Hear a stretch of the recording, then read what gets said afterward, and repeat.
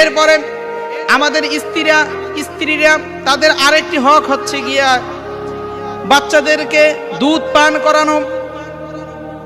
বাংলাদেশের মধ্যে এখন দেখা যায় শুধু ফিটার খাওয়ায়, মিল খাওয়ায়, এগুলো খাওয়িয়ে বাচ্চাদেরকে পোল্ট্রি মুরগি বানিয়ে ফেলে। খেয়াল করে দেখবেন, পোল্ট্রি মুরগি যখন মাপার জন্য, ওজন করার জন্য ওকে পালার মধ্যে দেয়া হয়, ও 2 ঘন্টা যাবত 3 ঘন্টা যাবত ওকে যতক্ষণ বসায় রাখবেন ও ওই রকমেরই থাকে। কিন্তু দেশি মুরগি ধরতে পারবেন? সম্ভব না, ও হুট করে চলে যাবে।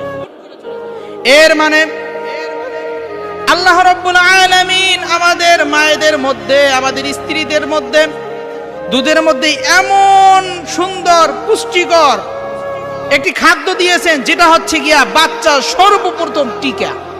যেই টিকা আমরা দোকান থেকে কিনি, ডাক্তার থেকে কিনি, আর ওই টিকা আল্লাহ রাব্বুল আলামিন আমাদের মায়েদের বুকের দুধের মধ্যে দিয়েছেন। সুবহানাল্লাহি ওয়া বিহামদিহি। এ কারণে আবার আল্লাহ রাব্বুল আলামিন বলেন, ওয়া আনহারুম মিন লাবানিন লাম ইয়াতাগায়্যারু তা'আমু। জান্নাতের মধ্যে একটি নহর হবে, যেই নহরটি থাকবে দুধের নহর। আল্লাহ রাব্বুল আলামিন মোট 4টি নহর দিবেন। এই নহরের মধ্যে একটি নহর থাকবে দুধের নহর, অর্থাৎ দুধের সমুদ্র, যত ইচ্ছা আপনি দুধ পান করবেন।